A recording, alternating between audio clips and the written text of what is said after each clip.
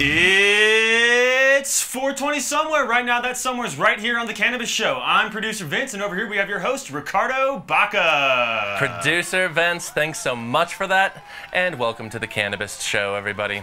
We are coming at you from downtown Denver, Colorado, and we have a fun and hopefully illuminating show lined up for you today. So, let's get things moving with a quick rundown of some of the week's biggest and, in some cases, oddest headlines from the marijuana space. So, up first, producer Vince, the dollars and cents for Colorado marijuana in January 2015. Or nickels and dimes, if you prefer. There you go, there you go. According to the state's new data, January was a very busy month in recreational marijuana shops. Yeah, wasn't it the biggest month so far? It absolutely was. The state sold more than 36.4 million in recreational pot this January, which beat the previous monthly record from December by more than $1 million. So the taxes were substantial too, with more than $7.2 million coming from recreational taxes alone, another record for the state. Yeah, and of that $7.2 million in recreational taxes, more than $2.3 million of that is from the excise tax that'll go to construction on Colorado schools. And that's a big one. You know, when Colorado voters approved Amendment 64, which gave the state legal recreational pot sales, they were told that the first $40 million of that excise tax would go directly towards schools construction. The tax didn't quite make it to $40 million in 2014, and now people are wondering if it'll reach that mark in 2015. Plenty of people are willing to help it get there. We'll definitely be talking about that later on with one of our guests. But also in the news this week was stand-up comic Doug Benson. Yeah, and he's one of the biggest stoners in comedy. He tours clubs, he has a podcast about movies, and he hosts Getting Doug with High, and the marijuana logs are always on my iPod. Clearly, yeah. I knew you'd be familiar with Doug's catalog, and you know, he's a big deal. He made news this week when he made a pretty bold claim about the TSA on Getting Doug with High, which is his talk show where he gets high with other comedians. So Doug was talking to Denver comic Josh Blue, who had accidentally packed Colorado weed in his suitcase. Don't you hate when you accidentally pack weed in your suitcase? I always hate that. So Benson pointed out something that is always a hot topic on Reddit. So he said, producer Vince, will you cue the video? You didn't mean to bring it. I opened my bag and was like, oh my God. There's a whole... The TSA, I think for the most part, does not care about They do not. marijuana. Well, not once have I ever heard anyone leaving Denver get busted for weed. Right, yeah. Not Or once. I haven't heard of any airport weed bust by an individual with the amount, whatever they had on them. That was comedian Doug Benson saying, quote, the TSA, for the most part, does not care about marijuana. And while it's true that the TSA is there for security, first and foremost, the organization does turn over substances that are federally illegal, marijuana included, to local law enforcement when they find it. Like that fake tomato juice can. Oh, the fake tomato juice can. Oh, pull up a picture of that, Vince. Thanks. There it is in all of its fake bottom glory. You know, the TSA found pot inside this fake tomato juice can at Nashville's airport and handed it off to local law enforcement. And, you know, that's pretty much how it happens in Denver. Although it didn't happen all that often in 2014. So last year, only 29 people were caught trying to board planes at DIA with cannabis flower or infused products. All accidentally packed though, right, Rick? All accidentally packed, and in each of those 29 cases, police officers allowed the offenders to throw their marijuana away and then board their flights instead of issuing citations. Well, that was just incredibly understanding of these police officers. So understanding, Vince. So understanding, you know. This next note falls into the category of how in the hell did he do that? My favorite category. This one's especially for Vince and the rest of you out there. A California patient and grower who goes by the Instagram handle ValleyRec420 went viral this week with one of his craziest blunts to date. Now, ValleyRec420 is known for rolling some insane blunts. And the infamous and somewhat complex cross joint, that's child play for this guy. His latest creation, and producer Vince will pull up the photos, is the squid blunt. Yes, right. That's right. The squid blunt. Check it out. It has 6 meandering tentacles leading up to the giant head, and he even lit them simultaneously. And they actually burned pretty equally, too. I mean, that thing's a real structural feat. It is so bizarre, and I can't wait to ask our first guest if she's ever come across such a thing in her many experiences in the marijuana industry. Now, Taylor West worked in politics for most of her adult life, and now she's the deputy director of the National Cannabis Industry Association. Taylor is always on the move in DC and beyond, and I'm thrilled she's joining us in our Denver studio today. Taylor, thanks for being here on the Cannabis Show. Good to see you. Thanks for having me. Absolutely. Thanks for coming on. So, first things first. Have you seen anything like this squid joint? That was a new one for me. I mean, quite impressive, as you pointed out. It burned evenly. It seems like, you know, it worked well. But yeah, I can't say I'd run across something like that before. It's like structural engineering went into the creation of this blunt, which is pretty amazing. It's true. Taylor, when people ask me what the NCIA is, I tell them it's a trade group of sorts, but you're here. So what is the National Cannabis Industry Association? It is, in fact, a trade group. Just like any other industry in the U.S., the cannabis industry needs representation. It needs a unified voice, especially when it comes to federal policy in Washington, D.C., and also an organization that provides community building events for education, these kinds of things, and that's what NCIA does for the cannabis industry. I know when I'm looking for national perspective on a big story, I often call you and your colleagues, and, you know, I have you here, so let's talk about some of the big national headlines from the last few weeks. Absolutely. Let's start with that bipartisan Senate bill. It's aiming to change medical marijuana laws, and tell me about what's being proposed, and do you think it stands a chance in this session? Well, it's a pretty dramatic piece of legislation. There are kind of 2 main things that it does, and then a couple of smaller things that are also important.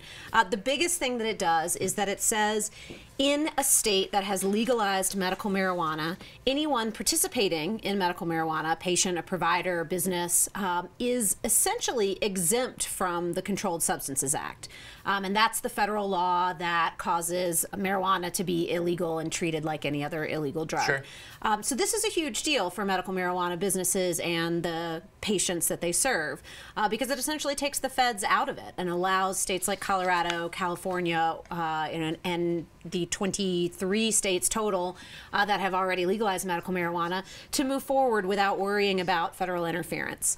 Another thing that it does is that it moves marijuana as a whole from Schedule 1 to Schedule 2 of the Controlled Substances Act.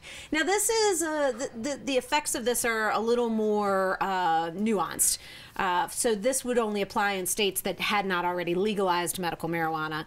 The biggest thing that it does in terms of benefit is it makes it easier for the federal government to fund research into the medical benefits of marijuana. Which is a big deal. It's huge. Yeah. It is truly immoral that we have blocked research into these benefits for so long. So this would be a huge step forward. We at the Cannabist have talked to Dr. Sue Sisley a number of times for the blog at thecannabist.co, which you can check out. And Sue has talked extensively about how this research that is kind of going after the medical efficacy of marijuana really has been blocked by the DEA and NIDA and other organizations. It's true. And I have to say, as much of a positive step as it is that moving it to Schedule 2 would help open up some of that research, it's really not an appropriate place for marijuana. Schedule 2 still includes substances like cocaine and methamphetamine that are considered highly dangerous with high chance for abuse. And frankly, the objective research simply doesn't hold up for that with marijuana. But it's a step in the right direction. Sure. And does it stand a chance in this Congress, do you think? It stands as much a chance as anything stands of getting through Congress right now. That has been the biggest barrier for policy change. The reality is that medical marijuana legalization has approximately an 88% approval rate in the U.S. there is almost nothing that you can get 88% of Americans to agree on, but they agree that patients should be able to access medical marijuana legally. So it's really not even a controversial issue anymore. So it's really a question of whether the Senate can move things procedurally and whether others are going to be willing to kind of get behind it and push. Sure. Well, let's talk about a different bill that was recently introduced in D.C. This one was called, quite creatively, the Regulate Marijuana Like Alcohol Act. Colorado Congressman Jared Polis helped introduce this bill, and it would take marijuana away from the DEA and put it under the purview of the ATF, which is fascinating. And what are your thoughts about that bill, and do you think that bill has a chance in this Congress? Because from what I gather, it stands less of a chance than the previous bill that we were just talking about. So it's an interesting one because the thing that the Senate bill and the House bill have in common is a general philosophy which says if a state makes a decision to handle marijuana differently than the federal government has been handling it, in other words, they decide to make it legal for medical use, or they decide to, like Colorado, to make it legal for adult use, the state should be respected. The feds should not be interfering in that. And it's actually a fundamentally conservative argument. It is a states' rights, a federalist argument. It's a limited government argument. And it's proven to be really effective, not only with sort of traditional progressive allies, but also a lot of libertarian-leaning conservatives. We've seen that with other policies in the House.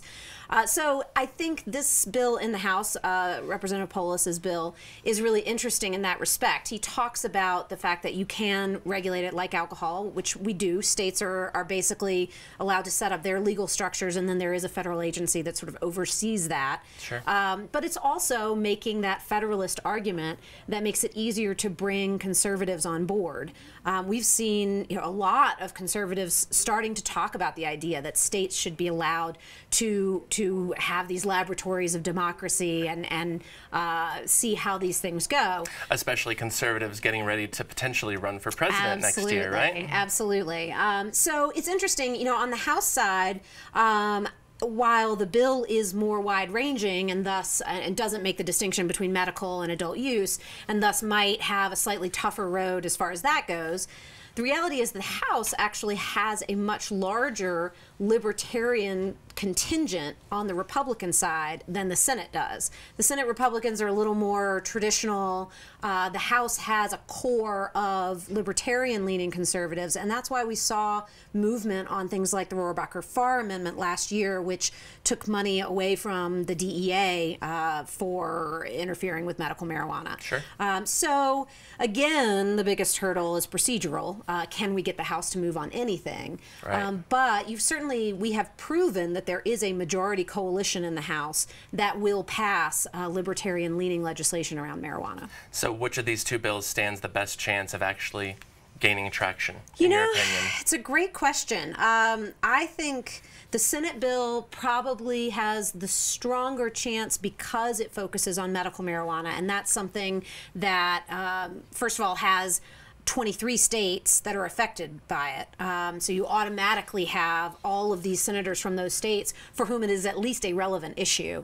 And also it's got the bipartisan, right off the bat, support, not only being bipartisan, but being supported by 3 members of the Senate who are considered rising stars. Sure. So obviously Rand Paul is running for president. He's got kind of an interesting sort of philosophical background that a lot of people find appealing. But on the Democratic side, you've got Cory Booker from New Jersey and Kirsten Gillibrand from New York, both of whom are expected to become leaders. They're younger members of the Senate, expected to become future leaders and potentially run for higher office. Sure, they're on that path, absolutely. Right. I have a question, a more local question now about Colorado. Last year the excise tax on recreational pot sales brought in about $13 million, not quite the $40 million that voters hoped for, and somewhat expected given the language of Amendment 64 back in 2012. In January of this year, though, just a couple months ago, $2.3 million came in on that specific recreational excise tax. I mean, do you have any idea if we stand a chance of meeting meeting that $40 million mark this year, next year, the year after? I think it will continue to ramp up. It's hard to say. We're still so early in the process that it's hard to get a read on what the exact trend is and how to predict. I don't think any of us necessarily predicted January to be the record-breaking month, but it was. It's worth noting that the first year featured kind of a slower start for the industry. So for the first few months in Colorado, there were not very many adult use dispensaries that were licensed, and Sure. that held I believe down there were the sales a bit. 35 Exactly. when we first opened in January 1st, 2014. Right, and there was a procedure right at the beginning of sales that allowed medical dispensaries to, for one time only, transfer a certain amount of their supply from the medical side to the adult use side. Sure. That would normally be something that you do at the wholesale level. You would purchase to supply your adult use dispensary. That's where the excise tax comes in. So when that initial transfer was made, there was no taxation, and the excise tax was not applied. So that also meant that for that early going, the supply was not producing the taxation that you would expect as we got fully ramped up. So it's hard to predict. Other things that will affect it, the legislature may make some changes to the medical marijuana program that could result in some people moving from the medical side over to the adult use side, which Right. could increase the sales on the adult use side. But that still remains to be seen as well. It's a fool's errand to try to make hard predictions about anything in this industry right now because it's so new. But I think we've seen a steady upward growth, and I think we're likely to see that continue. The last month has been so fascinating because for the first time we got data on what the first year looked like. And it's like, okay, here's the total amount of sales, $700 million in sales. I believe it was in the $70 million area of total taxes. And then to see how much product that was, millions and millions of edibles. So, by the time we get midway through this year, we're going to have a better idea of how that, how the data from 2014 compares to 2015. It'll be interesting. Absolutely. I do have to ask you about this because you're one of my colleagues who has experience in DC, and I just finished House of Cards season 3 last night. Do you watch? I have to confess that I don't. I watched the first episode of House of Cards, and if you remember, at the very beginning of the first season, it kicks off with a firestorm that's built around an education reform plan. I remember that, yeah. From that point on, I couldn't really take it seriously. If only there were a firestorm around education reform plans. But I'm afraid that's just not the reality in D.C. That's not the front page news that's getting everybody going. I will say what I do watch and find probably a little more accurate is Veep. And that's HBO Veep with Julia Louis-Dreyfus. And if that's more accurate to what's actually happening in Washington, then, and not like we want Francis Underwood running the U.S., but I don't know that we want... The dark string pulling and conspiracy theories imply a certain amount of functionality that I think is sort of lacking in the D.C. that we have today, which isn't to say there aren't lots of smart people working there. There absolutely are. But the reality is that the bureaucratic constraints actually lead to more bumbling and fumbling than dark matter conspiracy theories. Taylor West with the National Cannabis Industry Association. Thanks for joining us on the Cannabis Show. Thank you, Ricardo. My next guest is a former NFL player, a writer, and a marijuana advocate. Nate Jackson was a tight end with the Denver Broncos for 6 seasons, and his timely memoir, Slow Getting Up, a story of NFL survival from the bottom of the pile, was released by HarperCollins in 2013. Nate, welcome to the show. How's it going? Hey, Thank nice you for to having meet me. you. Absolutely. All right. So, first I have to ask you, you've played with a number of college and pro teams. I was born in Denver. I was born with orange and blue blood running through my veins. What was it like wearing those colors compared to other other franchises? Is there something special about the Denver Broncos, I guess is what I'm asking? Yeah, there definitely is. I grew up in the Bay Area in California. I grew up as a 49er fan. And so when I was a kid, that same feeling that you had towards the Broncos, I had that towards the 49ers. Yeah. So it was red and gold for me. And my heroes were Joe Montana and Jerry Rice. But then I got signed to the 49ers out of college, and so I was playing for my childhood team, and I thought it was going to be, this magic experience, and it was difficult. It wasn't what I expected. I struggled to make the team, and then one day I was walking out to practice. I got a tap on the shoulder. They said, "Nate, we need to talk to you upstairs." I went upstairs. They sat me down and said, "You've been traded to Denver. Your flight leaves in 2 hours. Pack your bag. Wear a coat." Wear a coat, and I got on a plane, and I came here to Denver, and it was a really, really good experience. The fans, like you said, have orange and blue running through their blood, and I was really shocked at the support from the city, from the fans, and actually the locker room was great. The players were great. The whole team was great. That's great. Well, Nate, you've spoken on cannabis reform and the inclusion of cannabis in professional sports extensively. Every player and former player who has talked openly on that subject has had one thing to say that they all agreed on, and that is the NFL and these teams are aware that their players are using marijuana. Would you agree with that?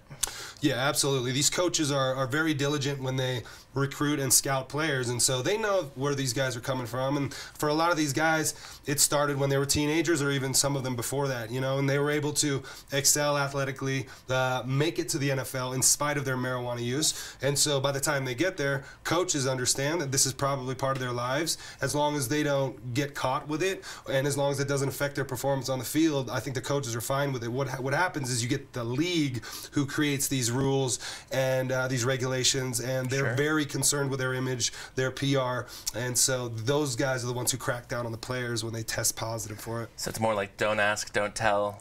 Yeah, don't ask, don't tell. And if you were to ask coaches, I think they would probably prefer their guys stayed home and smoked some marijuana, then went out and got drunk and drove home and got in all kinds of trouble that way. I think most people would agree that marijuana makes you a little more cautious than alcohol. And I would love to talk to that NFL coach who would say that on the record. In fact, no one will say anything on the record. No one involved with the NFL will say anything on the record about marijuana. And why is that? Because they're afraid. They're afraid about their jobs.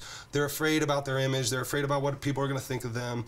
But is the league a factor in that too? Are they worried that the Thor's hammer of the NFL is going to come down on them if they speak favorably about a substance that's strictly prohibited? Well, yeah. I mean, the players, first of all, have no freedom within the system to voice their opinion on marijuana or anything, really. I mean, they are implored to stay silent on anything but football stuff, and even the football lines are fed to them beforehand. We're sitting in meetings in training camp, and they're telling us how to speak to the media, how to give a proper soundbite, what to say and what not to say. This does not spawn a lot of thought from these individuals, and so they know that their window of opportunity to play in the league is incredibly small. It's three years is the average career, and so those guys aren't going to raise their hand and say anything that rocks the boat. It's really up to the former players, guys like me, and guys that are done playing and have had positive experiences with marijuana to talk about it, but there still aren't that many guys willing to do it yet. And so you were speaking at a cannabis conference earlier this month, and you said, quote, "I feel like I exited the game with my mind intact, and I credit that to marijuana in a lot of ways." Bold words, and if you could tell me a little bit more about the environment and what it's like in these professional locker rooms, especially as it relates to injuries and treatment, because all we hear is that it's a very painkiller-centric environment. Right. Well, the job description is running full speed at another human being and slamming into him every single day. So it's a counterintuitive action, and you need drugs to mask that pain, to get yourself back on the field and do it again. And kind of the industry standard in the NFL is to hand these guys bottles of pills whenever they get hurt. And there are a lot of really serious injuries. Some of them end the season for these guys, and so they have a surgery or they have a serious injury, and so they get three refills of Percocet or Vicodin and whatever. And if you take all those pills, then you're going to end up with a physical addiction at the end of it, and you're going to have to come off of those pills one way or the other.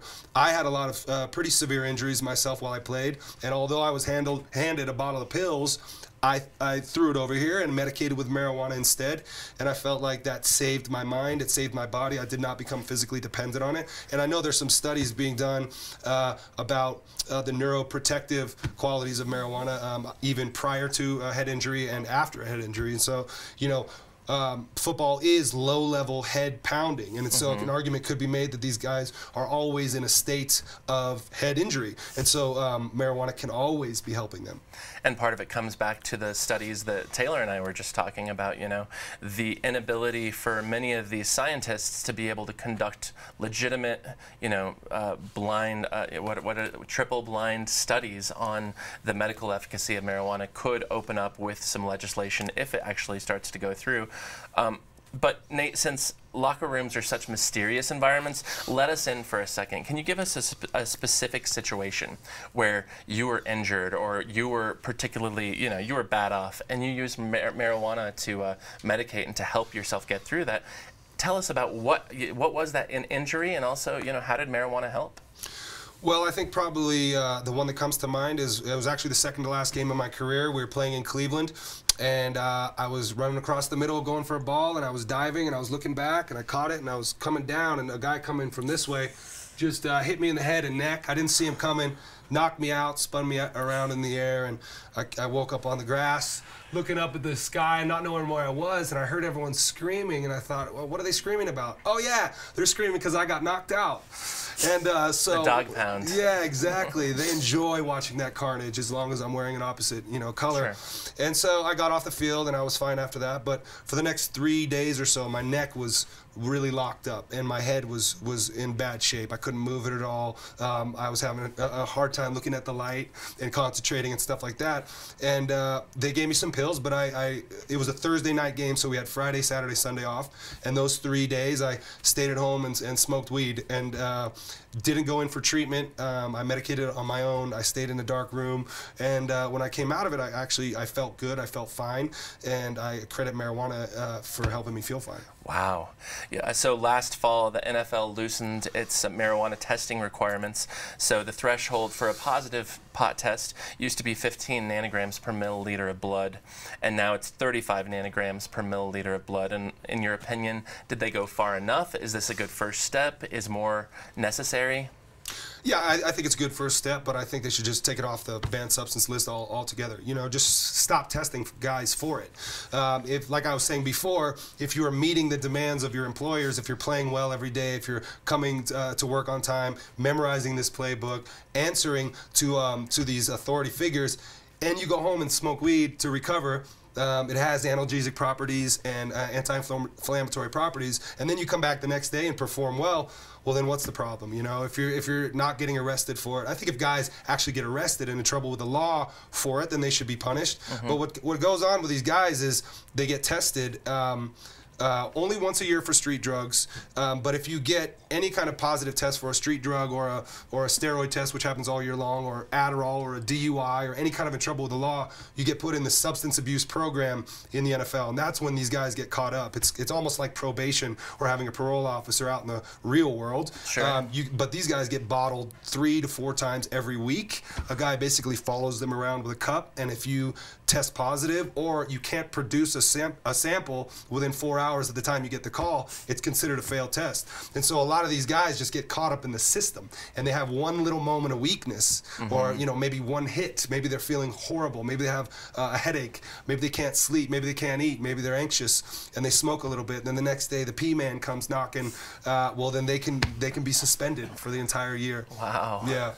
It's fascinating. I think there's a certain symmetry to what's happening in the NFL right now and marijuana. I mean, how random that 2 Super Bowls ago you had 2 legal states going at it for the title. I mean, Seahawks and Broncos. And that might entice some free agents to want to come to this city. It could be a positive thing.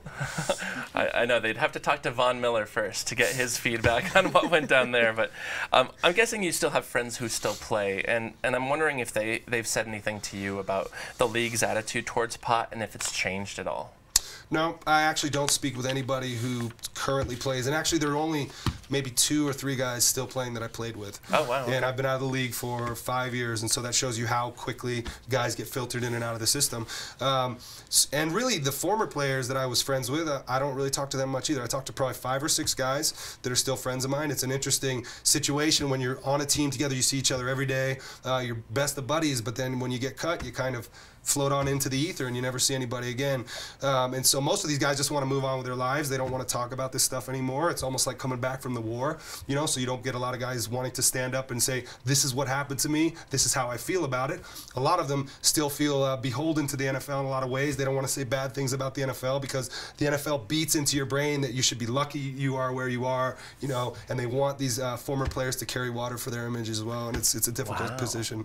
And have you felt that pressure as you've spoken out against the league's policies about pot and other things? You know, at first I did. When I was writing my book, I was a little leery of saying anything negative about the NFL or my experience, but I realized that it's the truth. You know, we have to be honest about these things, and the NFL in particular is a fairy tale. It's a myth. It's a story that's told by the media, and the fans believe that. Sure. That that's what it is. You know, you probably think the NFL is Peyton Manning's life, but it's really not. It's not even Peyton Manning's life for Peyton Manning. Sure. You know what point. I mean? So I think it's important for guys who have something to say it, and I feel every time I do it, it feels good, it feels right, and I'm not getting any blowback. So. All right, to all the other players, the former players out there who want to talk realistically about this issue and others, Nate Jackson is saying, just do it. Just do it. It feels good. It feels good. I want to bring Taylor back into the conversation for the question of the day. I want both of you to chime in on this. So when I was reporting on the Winter X Games in Aspen a couple months ago, I asked the event's organizers what kind of drug testing they do. You know, I was writing about pot in Aspen. X Games 2014 had 0 pot shops open. You had to drive 20+ miles to buy legal recreational marijuana. X Games this year, 5 pot shops open downtown Aspen. It's a small town, so I had to ask them about the drug testing, especially given, you know, snowboarders and skiers' affinity for marijuana. It took them a while to answer, but eventually they learned, we learned, that they do no drug testing whatsoever at the X Games, and that kind of made sense. I mean, given that many of these people are big-time stoners and love marijuana. Do you two think that that's the future of professional sports in America? You know, whether it's baseball, football, or will it be more of a happy medium, or do you think we're going to go even more extreme? Because it seems like there's a certain momentum. We're moving toward acceptance, we're moving toward legalization, but what about professional sports' relationship with cannabis?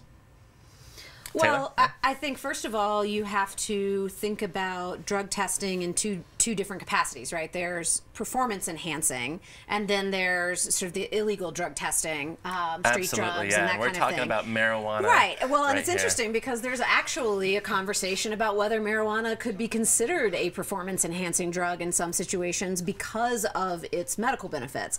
I think that's taking it a little far. I think it's better to think of it as something that you have as another treatment option in the same way that you have, that athletes have access to all sorts of opiates. Sure. I think if professional sports is smart about these things, they can see that society is moving in the direction of a more progressive approach toward cannabis in particular, and combining that with the fact that this is a much healthier way to treat constant pain, to treat inflammation, than getting a bunch of people addicted on opiates. I think that combo has a very rational outcome, which is that they should be allowing it.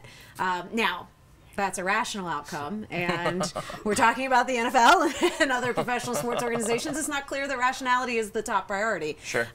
But there's no reason that we couldn't be moving in that direction, given that society is moving in that direction, and it's objectively better for the players and participants. Nate, what are your feelings? Do you agree that it's moving toward a place of, you know, being rational about this issue? Or? Yeah, I do. I think the leagues are very leery of what people think of them. And the NFL in particular similar. You saw it this year with a lot of off-the-field issues that they had to scramble to try to protect through their public relations. And I think if they're smart, they'll get behind a social movement like this, or at least relax their restrictions on it. Because, you know, if they were to take it off the banned substance list, they would just get to stop talking about it altogether because nobody would test positive for it. They're not going to be handing out marijuana to everyone, and that's fine. You know, if they just stop busting people for it, it takes it out of the news, and it's a win-win for everyone. Well, it's fascinating to see it happen whether you're in politics or sports, but we wrote a fascinating story here at the Post last year because there was a moment of sea change, and it's a different issue, but it's the issue of gay marriage, and one of our writers wrote about it, and he just kind of made the point,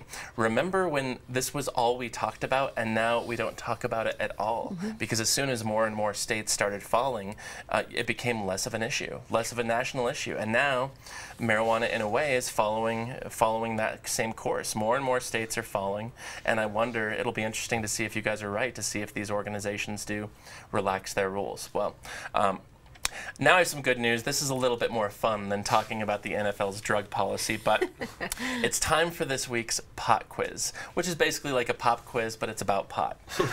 Today's trivia battle is Taylor versus Nate. And what we're going to do is we're going to see how clued in you are about current events, news, and fun stuff in the cannabis space.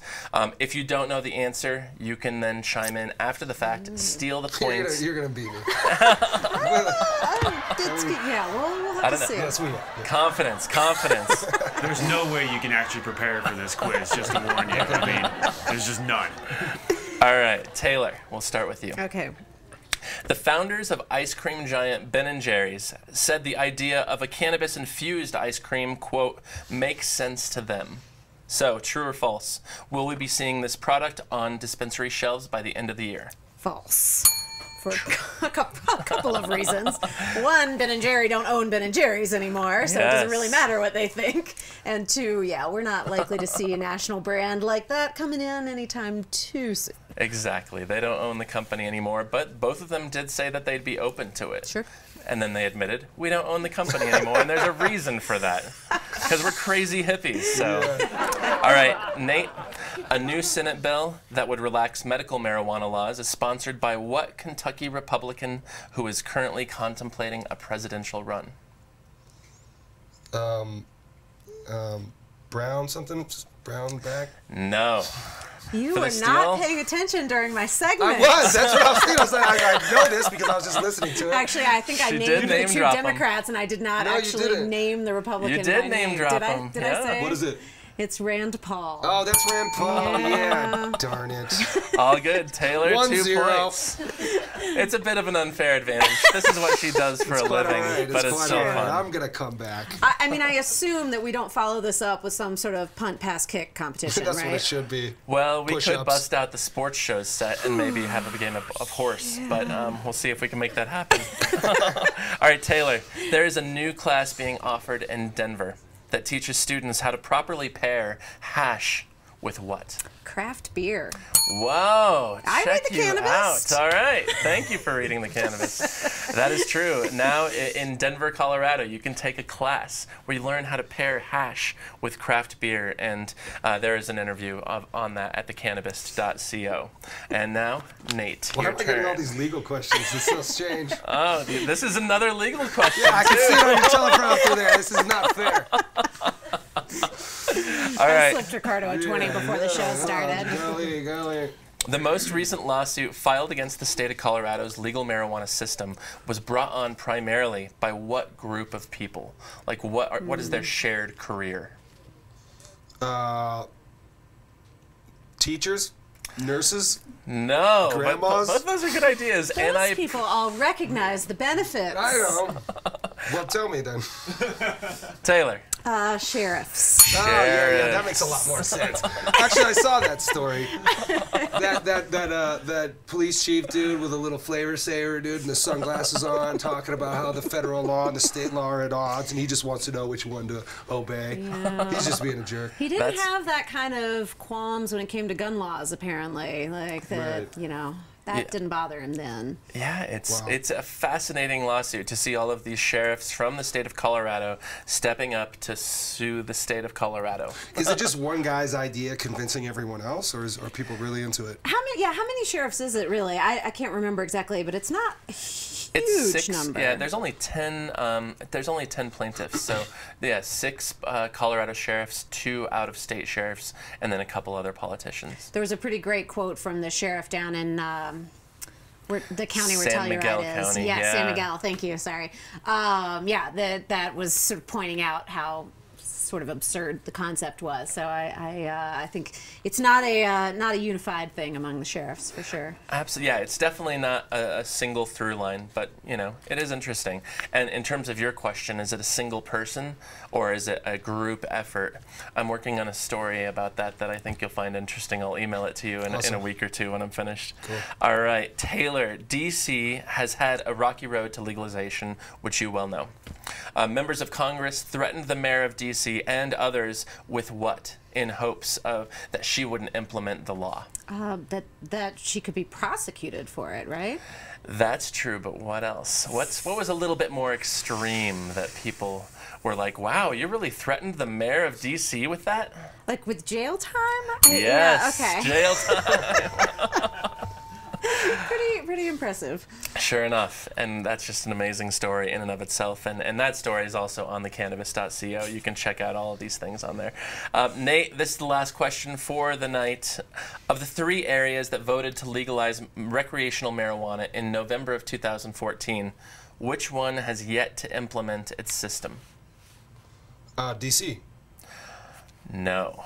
Not Oregon. Oregon. Was it? Yeah, Oh, Oregon. man. But It's a tough one because DC is kind of in limbo right now. Yeah, they're in limbo, man. I mean, Come on. I mean, I'm not Unfair keeping question, score, right? but I give it. I give him the point. okay, we'll give you the we DC, won't. but So it's 3-0. I got worked. I think I would expect nothing less, though. Nate Jackson, Taylor West, thank you so much for joining us here this week on the Cannabis Show. I'm Ricardo Baca, that is producer Vince, and thanks for watching this week's show. We'll see you next time. Ain't afraid to get in, I be going for the jackpot with aces in my hand, I'm raw.